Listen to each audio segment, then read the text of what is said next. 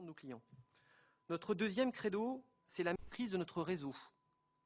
Nous sommes persuadés que pour être capable d'offrir une sécurité optimale à nos clients, il nous faut maîtriser nos infrastructures de bout en bout. Du reste, il faut préciser qu'on n'a pas vraiment eu le choix, puisque lors du lancement de Bouygues Telecom, nous n'avons bénéficié d'aucun accord d'itinérance avec l'acteur historique. Notre part de marché dépendait directement de notre capacité de déploiement. C'est pourquoi nous sommes avant tout un investisseur de long terme. Nous ne sommes pas une entreprise de rendement, comme cela a été dit devant vous. En 15 ans, nous avons investi près de 10 milliards d'euros dans le réseau. C'est l'équivalent de 3 porte-avions nucléaires. Je ne compte pas les avions qui sont toujours un peu coûteux. En 2010, nous avons investi 13,6% de notre chiffre d'affaires. En 2011, nous avons investi plus de 20% de notre chiffre d'affaires. Et en 2012, nous investirons plus du tiers de notre chiffre d'affaires.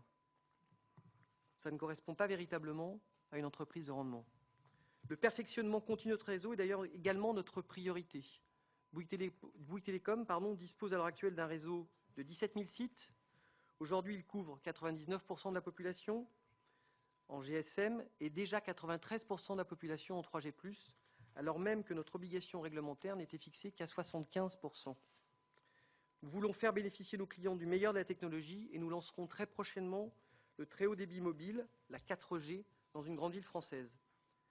Bien entendu, au-delà du mobile, nous investissons également dans le haut et le très haut débit fixe.